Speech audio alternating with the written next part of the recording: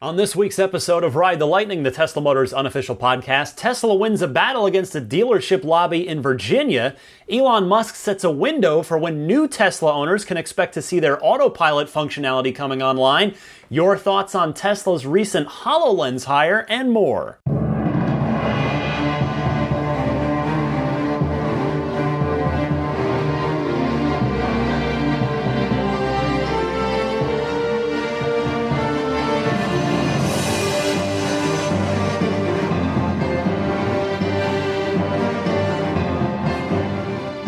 Happy holidays, friends. Welcome to Ride the Lightning. It is the Tesla Motors unofficial podcast, episode number 70 already for December 4th, 2016. It is officially the holiday season. I'm Ryan McCaffrey, flanked, as always, by the one and only Maggie the Boxer. And it is good to be here for, 2016 is almost over already. It's obviously been a huge, busy year for Tesla. Of course, announcement, the reveal of the Model 3, the really proper deliveries of the Model X. It has been the parts of the Solar City merger. It's been a heck of a year so far. And I continue onward, of course. December, I expect December to be a little quieter, at least until, we'll find out about Q4's profitability. Probably right at the beginning of January, Tesla will issue some sort of release about it. But a few interesting stories for this week. I want to start by saying thank you to all of you who sent me constructive emails and feedback about the audio problems that I ran into with the Casey Spencer interview from last week. Now, I suppose in hindsight, I could have and maybe should have just held on to it for a week and then come on the air and asked you guys for help with it, because I learned this week that there are some awesome experts out there who could have really helped me fix up that broken audio interview nicely. So now I know for next time, although hopefully there won't be a next time with audio problems like that, since, as I said, I ended up narrowing it down to a microphone problem. So now I know exactly what to look for and make sure everything is working fine. But in any case, thanks so much to everybody for your wonderful, supportive, constructive assistance on that. And I hope those of you that did listen to it were able to get through it and enjoy it. I did think it was a pretty good conversation. Casey's a really good guy, really smart guy, and has done a lot of just really enthusiastic, positive things in the Tesla community. I didn't really hear, I have to be honest, I didn't hear a lot of feedback either way. Nobody's really saying that they really liked the interview. Nobody's saying that, that was unlistenable because of the audio problems. So I'm going to interpret that to mean, if nobody really says anything, I'm going to interpret that to mean that it was fine, that people enjoyed the interview, they were able to get through it. Nobody with any glowing compliments, which is fine, but also nobody with any complaints, which is a relief as well. Now, as we head into the stretch run, the end of the year here, I just want to take a quick minute. Usually I just mention this at the end of the show, but just every now and again, I just want to mention the Patreon. It has been obviously a great year for the podcast. I launched the Patreon back in June. It's been going great. I really appreciate everybody's support so far. And Patreon now has a feature where your first pledge is just charged immediately. You don't have to wait for the beginning of the month. So some of you have asked me about just making like a one-time contribution, like a one-time kind of thank you if you don't want to pledge on an ongoing basis. So now you can actually more or less do that by just going into patreon.com/Tesla podcast, making the pledge of your choice, and then you'll be charged immediately, and then you can get right out after that, should you so desire. Of course, I'd love you to stick around and continue supporting the efforts, but every little bit helps.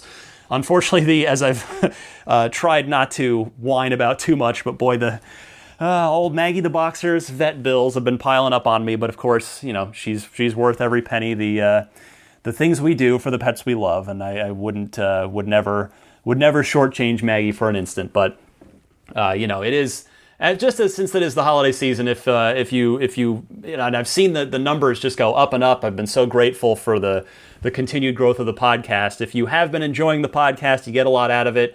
Would love it if you would consider a pledge, whether of whatever amount you are comfortable with. So again, Patreon.com, Patreon.com/Tesla podcast. If you just wanted to take a look at the page here, as we head into the holiday season. All right, with that shameless plug out of the way, like I said, I promise I won't bother you with those at the top of the show very often, or hardly ever. Let's get to the Tesla news.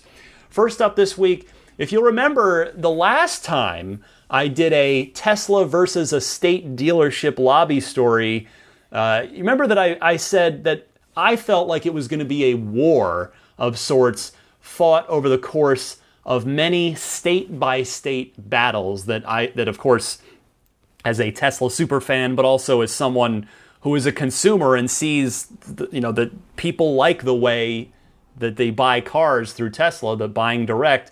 I think it is going to be a battle that Tesla does win eventually. It's just going to be, it's going to take time. It is going to be a war of attrition of sorts, a legal war, really. Well, this week, a little victory for Tesla in Virginia.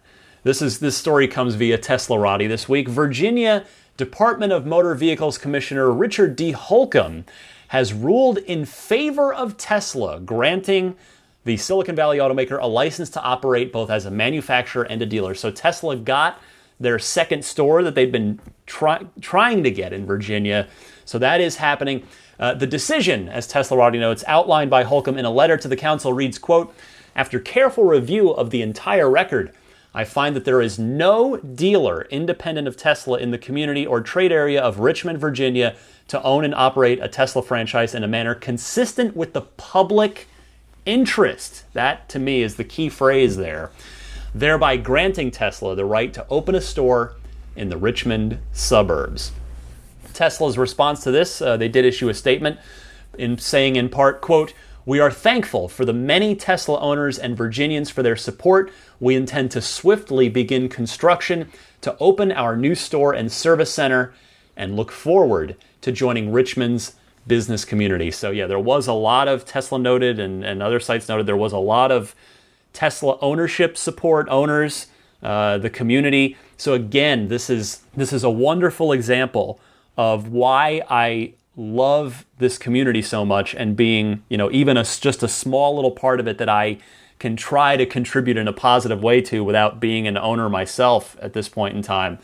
Because of things like this, the owners coming together, the community coming together, making their voices heard in a constructive, productive, respectful manner to say, hey, we're pro Tesla here. We like what they're doing. We want to support the way they do business, and for that to help contribute to this victorious effort in the state of Virginia. So that is wonderful.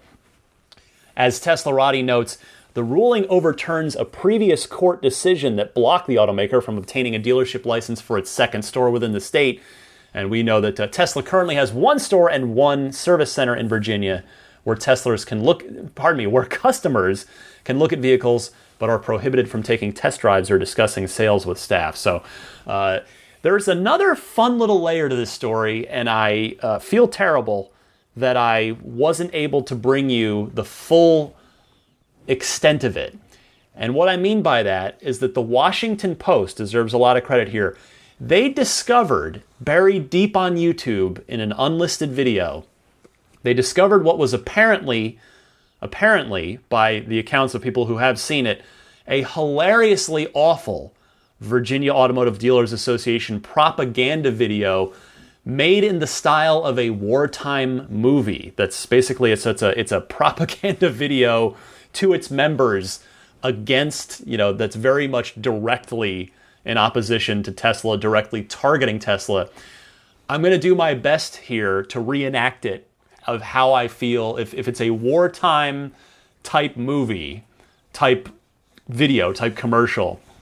I have to imagine it would be done in that sort of maybe 50s newsreel style. So maybe it would be something like, "For the last 29 years, I have fought as a gladiator to protect the rights of Virginia auto dealers and their franchise system.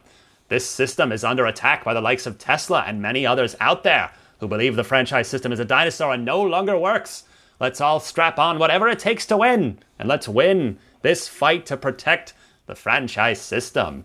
Probably not doing it justice. It's probably actually a lot worse than that, if I had to imagine. But In any case, that came to light, and the reason I can't bring it to you, I would love nothing more to have played the audio for you on that, but the Virginia Dealers Association, once the Washington Post discovered it, took it down, so to no one's surprise.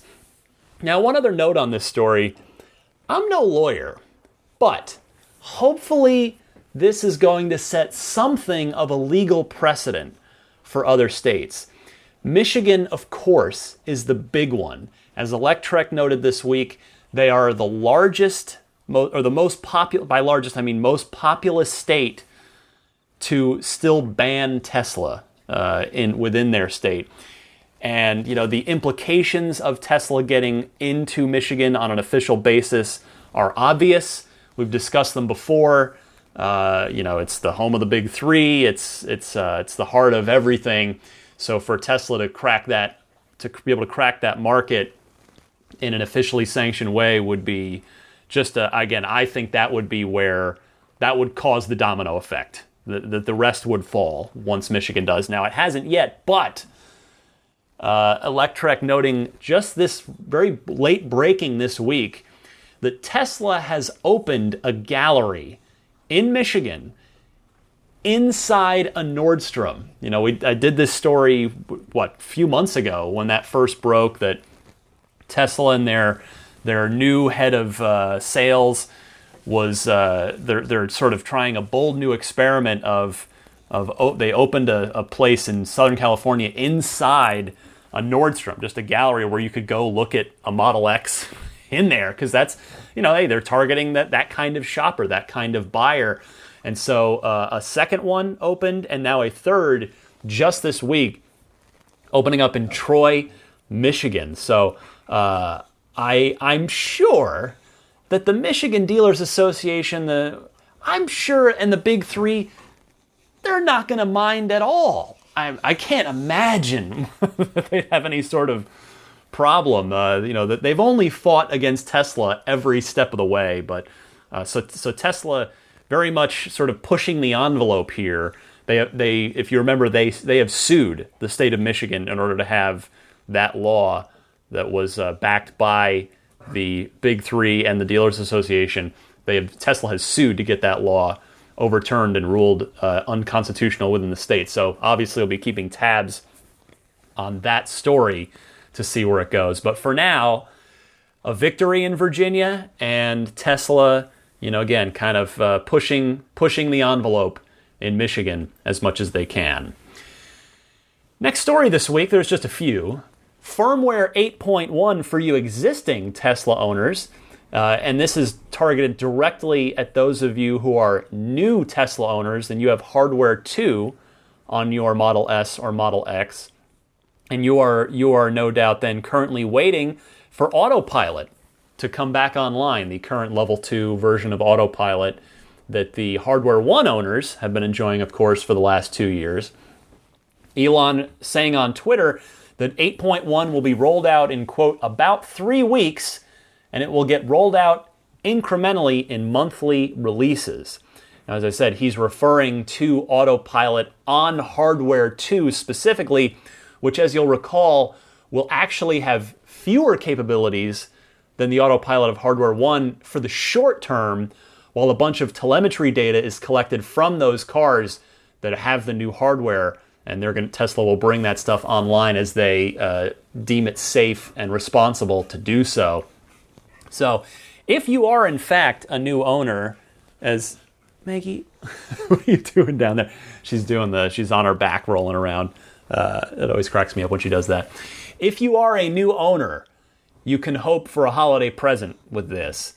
And by the way, it's a good organic time to point out that if you are one of the now 6 folks who've kindly ordered a Model S or Model X using Michael from Milbray's referral code, yes, we're up to 6 referrals. That means, again, you're looking for that holiday present. And Michael from Milbray, speaking of holiday presents, one more referral is going to get Michael from Milbray that Elon autographed red Powerwall, that Founders Series autographed Powerwall for his home. So we're only halfway through the referral period. So that's the really good news. So again, if you are considering, I can't imagine, obviously you're going to buy a car for you and your family based on the needs of you and your family.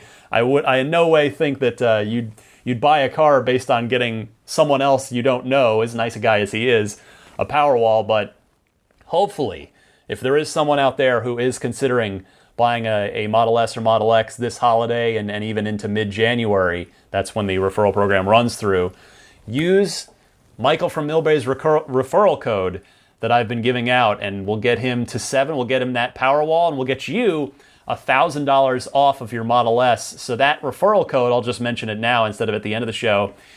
Type this into your browser, ts.la/Michael2204. That's ts.la/Michael2204 for your $1,000 discount off of your brand new Tesla, where, again, if you order now, you can still get the unlimited supercharging for life. That is going away come January 1st. On a related note, by the way, on this topic, now, of course, as you know, I don't even own a Tesla yet, but just from covering Tesla on a regular basis for the last, year and change on this podcast, and being, following things very, very closely for years prior to that, even I am used to the idea, without owning the car, I'm used to the idea of software-based improvements to a car over time. I mean, if you think back, forget about Autopilot and how mind-blowing that would have seemed to us just 10 years ago. But even just 10 years ago, if you think, oh, yeah, you've got a car that in 3 weeks that's going to get an over-the-air update rolled out that adds significant functionality, that would have blown our minds 10 years ago.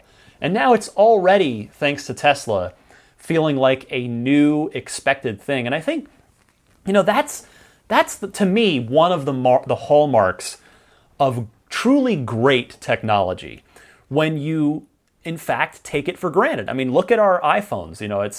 I think it's pretty fair to give Steve Jobs and Apple a lot of credit for the ubiquity of smartphones.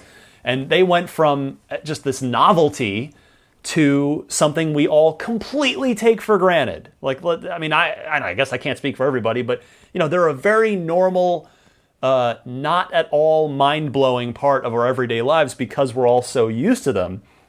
When again, 10 years ago, it would have been like, what, you can do what? So, and I feel like we're getting to that place with Tesla already. And just think in 5 more years, when there are millions of Model 3s on the road and hundreds upon hundreds of thousands of Model S's and Model X's that are improving on a regular basis via over-the-air software updates, it's going to be the same way with cars too. It's just going to seem weird to have ever, our kids, all of our kids are going to think we were like cavemen for driving cars that couldn't update and improve themselves via over-the-air software releases. Just my little opinion anyway. I guess I'll hop off that soapbox. Final news story this week. Again, it was a pretty quiet one here in the week after Thanksgiving. It's not the greatest news, but it's you got to cover the good and the bad. Tesla got themselves more or less yelled at by the SEC, the Securities and Exchanges Commission, over their accounting practices, which Tesla has since changed in order to be in compliance. This story comes via Electrek. The Wall Street Journal obtained correspondence between Tesla and the SEC from mid-September to mid-October that showed that the automaker and the regulatory agency were arguing over the new accounting guidelines. Digging a little further into this, again from Electrek, the SEC criticized Tesla for failing to make a, quote, substantive case for providing non-GAAP figures to investors. In a letter dated September 23rd, the SEC picked apart Tesla's prior response that its management uses non-GAAP information internally. The regulator pointed out the rules that require, quote, a statement disclosing the reason why you believe that the presentation of a non-GAAP financial measure provides useful information to investors, not how your management uses the information. And finally, Electrek notes the main differences in Tesla's GAAP and non-GAAP accounting was the exclusion of stock-based compensation from the results, which is widespread in the industry, and the appropriation of cars sold with the resale value guarantee under a lease accounting standard. Considering Tesla ended its resale value guarantee program earlier this year, it has become much less of a problem, but the SEC referred to Tesla's representation as, quote, tailored. So apparently there are no real consequences to this whole situation. The SEC considers the matter to be resolved. So, no harm, no foul, but I just thought it was very interesting to bring up. If you do recall, Tesla did, within that sort of same window, stop reporting finances in non-GAAP figures. So, again, it's nothing for anybody to complain about now since it's all settled. And I'm just very curious to see, sort of to bring this full circle to now, I'm really curious to see if Tesla can indeed pull off the profitable Q4 with sort of their accounting practices all squared away with the SEC. Can they pull off that profitable Q4, as Elon did suggest that they might just be able to eke out? Of course, we're all rooting for them. It would be just great for the company, great for the employees. If you have stock, it's great. It'd probably be good for the stock price as well for you stockholders. So we will see. Again, in the past, I am on Tesla's media email list. Tesla has usually sent out their delivery numbers and their sort of initial statement on the previous quarter. They usually send it out right when that quarter ends. So I suspect that either January 2nd, probably January 2nd if I had to guess, given that it's New Year's Eve and New Year's Day there over the weekend. I would suspect that probably January 2nd is the day you should maybe circle in pencil on your calendar to find out whether or not Tesla has indeed turned a profit for Q4. All right. That's all I've got for you in the news this week, but still, again, an interesting trio of stories to discuss that very much run the gamut of, or at least they're eclectic. That's what I'm looking for. So I'm going to come right back. We've got a number of excellent and diverse sort of topic phone calls to cover in the Ride the Lightning hotline right after this.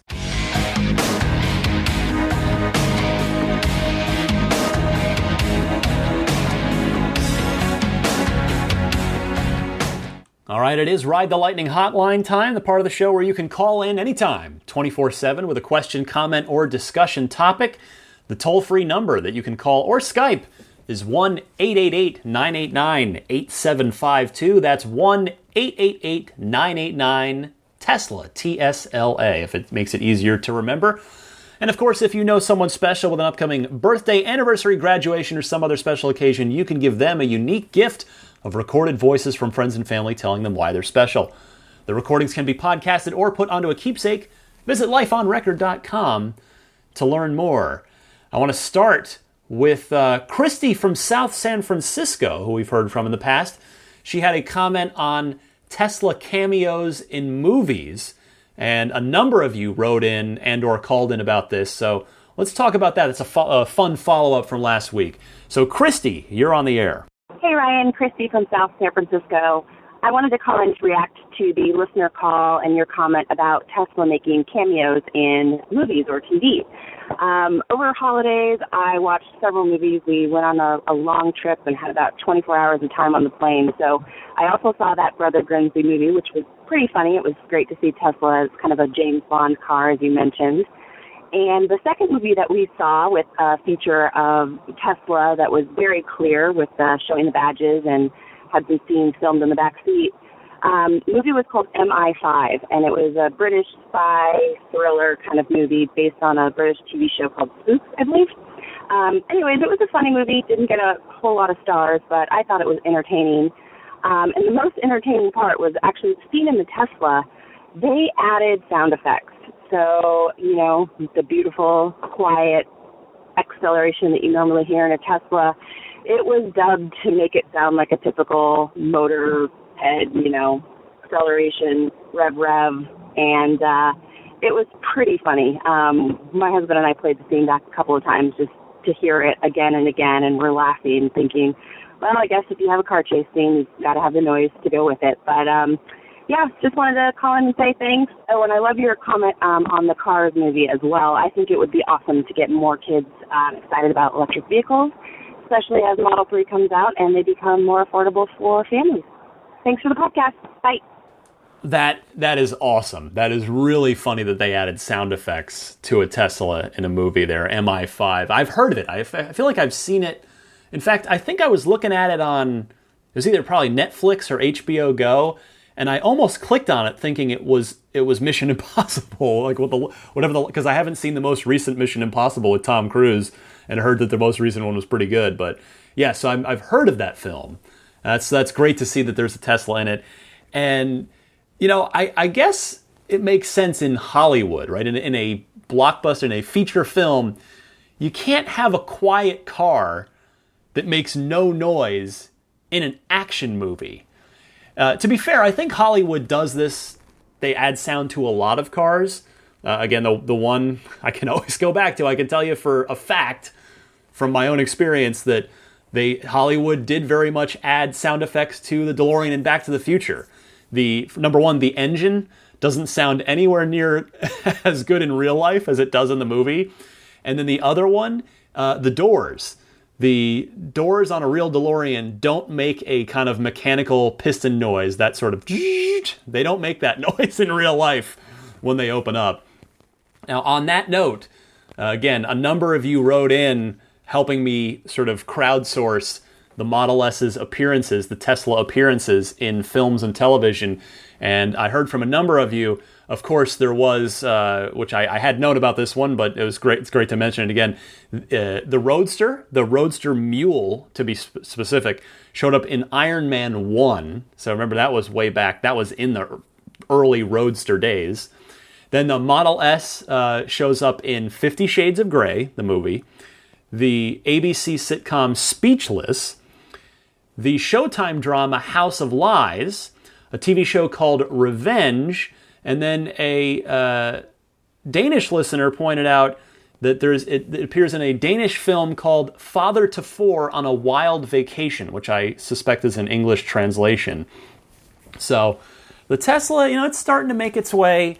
It's starting to make its way around Hollywood. We've seen a lot of. If you've ever seen the thread on Tesla Motors Club forums about celebrities with Model S's, there are a lot of Hollywood celebrities that have Teslas, so I would suspect that one way or the other they're going to find their way into films and television more and more. Another follow-up from last week was about that HoloLens story that I did. I was talking about Tesla hiring Andrew Kim, the HoloLens designer from Microsoft, and I gave you two theories. Well, a number of you wrote in and or called in about a totally makes a ton of sense reason that they may have hired him that I completely didn't even think of. So I'm just going to play back-to-back Stephen from Minnesota and Bobby from Salt Lake City as well. So let's just hear those two calls, and then we'll just talk about your HoloLens designer, your Andrew Kim at Tesla theories. So let's hear from Stephen and Bobby. Hey, Ryan. This is Stephen from Bemidji, Minnesota. Wanted to leave a comment on the Andrew Kim hire, the AR designer from Microsoft HoloLens that came over to Tesla. I think last week's show were good points, but I think you're missing a key thing is the HoloLens would be a great device for in-store designing. It would allow a customer to put on a headset and see what their future Tesla rims, color, as far as the car goes, things of that nature. So I think it's a really interesting hire that would enhance the customer experience in Tesla stores, and I'm interested to see what you think. I've been a day one listener of the podcast. Really love what you're doing, man. Keep doing it. Let me know what you think. Thanks. Bye. Hey Ryan, it's Bobby from Salt Lake City. I wanted to comment on your story about Andrew Kim, the former Microsoft HoloLens designer, who's now working at Tesla. You had mentioned that you saw two options for what he might be working on, and the first one was the heads-up display, which I think would be really cool. The second one was glasses for drivers, which I agree with you. I don't think that's very likely. But I thought of a third option. Back in August, Tesla's vice president of North American sales said that Tesla was going to drastically redesign its retail concept. And he said specifically, we're throwing preconceived notions of auto sales out the window and starting from the ground up.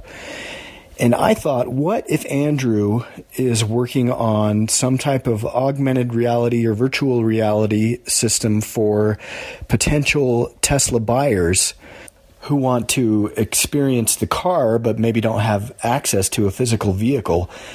What if they do something similar to Forza Vista in the Forza games, where you can check out in detail the interior of the car, the exterior, something like that? I thought would be a very cool implementation of Andrew's specific talents. Not sure if it's going to happen, but thought it might be a third option. Anyway, love the podcast. Keep it up, and we'll talk to you later. I should add that Jay in Australia also called in about that, but I thought playing 3 calls in a row about the exact same topic, saying the same thing, might be a little gratuitous, and I didn't want to do that. So I just want to shout out to Jay from Australia. I did acknowledge your call. So yes, as I said, multiple emails, multiple calls about that story about Andrew Kim. Yes, you're all correct. You all make perfect sense. Your theory makes a lot more sense than either of my two. And especially when you remember, usually the simplest solution is often the correct one. So, although that might not always hold true when Elon Musk is involved, I suppose. But yeah, I mean, the old adage, the simplest solution is usually the correct one. You guys are probably right about that. I love that hypothesis, and that would make the retail experience extra cool, wouldn't it? I mean, that would make a Tesla store a lot more Apple-like, in that they're just destinations, even if you're not necessarily intending to shop at an Apple store. A lot of people wander in there just because it's cool and there's interesting things to check out. If Andrew Kim and a team at Tesla are using AR or VR to augment a Tesla retail shopping experience, that is absolutely going to bring a lot of curious foot traffic into the stores, which is exactly what Tesla wants. Plus, more practically, for those of us with reservations, if we go into a store and maybe there's, especially in the early days, because a lot of you like me are reservation holders who are going to be waiting for our cars, and Tesla's going to be production constrained for a long, long time, at least that first year. That first year is totally sold out. So, if you wander into a Tesla store, they're probably only going to have one Model 3 on display. So if that, you want to see it in different colors and different configurations, well, that AR or VR experience could be a great way for you to do that as you decide how you'd like to configure your car. All right, let's go now to Mitch from Burlington, Ontario. He has a very relevant question, which should in one way or another apply to everybody. It's probably useful to anybody that's either a Tesla owner or a prospective Tesla owner, like those of us on the Model 3 reservation list. So Mitch, take it away. Hey Ryan, it's Mitch from Burlington, Ontario, Canada. Longtime listener since episode 1. Love the podcast. I am 1 year into a 4-year lease on an 85D. A few months ago, I had the 1 year or the 1 month free trial of Autopilot, and I'm curious if you or anyone of your listeners might know. I'm interested in purchasing Autopilot, but would it stay with the car or would it stay with me? Because my intent is to either purchase or do another lease transaction at the conclusion of my 4-year lease, and I would love for the Autopilot to travel with me instead of with the car. So just wondering if that is something you might know, or like I said, one of your listeners may know. Thanks. Keep up the good work. Well, Mitch, there is a very simple answer here, a very straightforward answer. I'm afraid it won't be the one you're looking for, but the Autopilot will stay with the car, as does lifetime supercharging, by the way. It's the lifetime of the car. You do not get to transfer either your Autopilot or your upgraded battery or anything else. Nothing about a Tesla stays with you. It always stays with the car itself. So, that's a very relevant, very good question, especially, for anybody doing the lease, as Mitch did, or any of us. So, thank you, Mitch, for that phone call. And our last call on this week's Ride the Lightning hotline is in regards to the whole pedestrian noise situation that is now required by law. The electric cars, quiet cars will be required to make some sort of noise at low speeds in order to alert both pedestrians and potentially, sight impaired people as well. So let's hear this last call. Go ahead. Hi Ryan, Daz from Nottingham in the UK here. Got a comment on the possibility of Teslas needing to emit noises at low speeds. It would be interesting to know what sort of noise you think they might be required to make. However, it might not be too bad. If, for example, Tesla could build in noise cancellation to the interior, then it would cancel out the noise it is required to make anyway. I enjoy listening to the show each week. Hope Maggie's doing well. Cheers. So this is an interesting thought, and I like your problem-solving thought process on this. There's only one reason I would think that that your suggestion might not be Tesla's approach, and that one thing is cost. Everything about the Model 3, remember, has to be cost-effective. This is it. I mean, this is the cheap, the relatively affordable Tesla. It's got to be made in huge volume. This is the future of the company. This is it. This is everything Tesla's been building towards. So I just doubt that Tesla would add any sort of internal soundproofing or noise cancellation in response to a government-mandated regulation, simply because they're just not going to want to add cost to the car. But we'll see. We shall see. Hopefully, as I played the clip from Elon from that investor. Was that the investor, not the call, but the Q&A, just the shareholder meeting from a few years ago, that hopefully Elon is going to figure this out in a way that makes both drivers and pedestrians happy. I want to actually note real quick too, Charlie Payne wrote me an email sort of pointing out another very good thought here, a thing to think about, and that's animals that might sleep under the wheels, under the tires of an EV, of your Tesla. He notes that, he's found his cats sort of out there just resting in the garage underneath. And I'm obviously I've got Maggie, not cats, but I mean, that's a great point that maybe, hopefully there's going to be a way to alert pets as well, animals that even, you're not necessarily ones out in the wild, out and about, but just your own animals at home that the car is going to be moving. So thank you, Charlie, for that call, your email rather. And thanks to all of you for your excellent phone calls. By the way, should be up now as you hear this, the newest edition, the next episode of the monthly Patreon exclusive bonus episode where all of your extra excellent Ride the Lightning hotline calls go to be put to good use that can't fit here in the regular show. So the December edition is up now for those of you who pledge at the $10 level or higher. So if you are one of those folks, be sure to go over and download that, listen to that. And if you are not, feel free to jump in at the $10 or level higher if you're curious to get that extra episode of Ride the Lightning each and every month. All right, I'll be right back to wrap things up for you right after this short little musical break.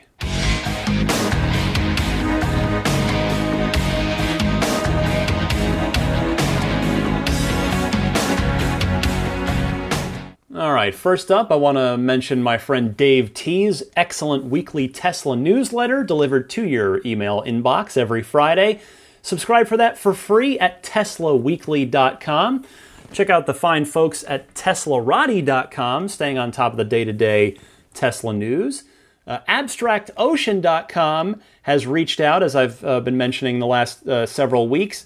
They've got a coupon code for listeners of this podcast, which is just very cool of them to do, very outstanding. They've got the silicone key fob pockets there, the lanyards, the LED kits, all kinds of. I saw one of their best-selling items is a sort of a screen protector for your 17-inch touchscreen in your S or X, kind of like what you put on your phone. So all kinds of goodies over there.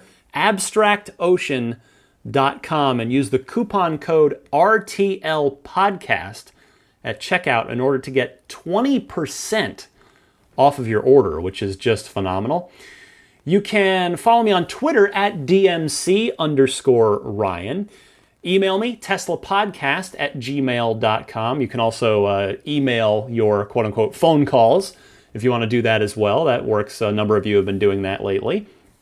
And, of course, the Patreon producers. I want to welcome a new one this week, and that's Alexi Heft. Welcome to the Patreon Producer Club. These are the very kind folks who pledge at the $20 or higher level each and every month. And the rest of them are Jeff Bartram, Paul Hussey, DJ Harbaugh, Pete White, Wolfgang Obergen, George Cassiopo, ZL Klein, David Brander, Nick Hoffman, Ralph Weiss, Jonathan Wales, John Walthour, Scott Gillis, and Michael Lucas. By the way, I want to say congratulations to Randy in Washington, who had called me. He was a mystery caller. He'd called in last week. He had ordered a Model X with Michael from Millbrae's referral code, so he's one of the 6 people. Randy says he's expecting delivery at the end of December, so Happy New Year to Randy in Washington. Thank you for using Michael from Millbrae's code. Glad you were able to get $1,000 off and enjoy that Model X.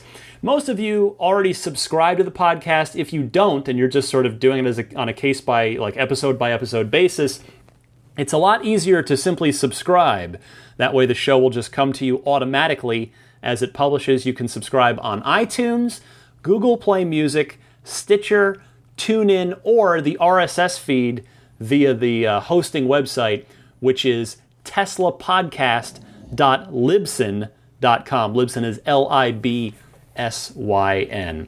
Thank you all so much for sticking with me for yet another week of Tesla news and discussion. Again, I love doing this. I'm so glad that this has just continued to grow and become just its own great little community that I'm so proud to, again, contribute to in some small positive way. I hope it's a positive way anyway. Again, and thanks for trusting me with your time every week. I know as a professional working guy who's busier than ever in my career and busier than ever at home with a 5-year-old and a wife and a dog to help take care of. Time is valuable. Time is the one thing. You can make more money. You can always work hard and try and make more money, but you can't make more time. So thank you for trusting me with it each and every week with this podcast. I do my best. I take it very seriously to try and get you a good Tesla podcast each and every week. So on that note, I will bid you adieu. Happy electric motoring, and I'll see you back here same time next week.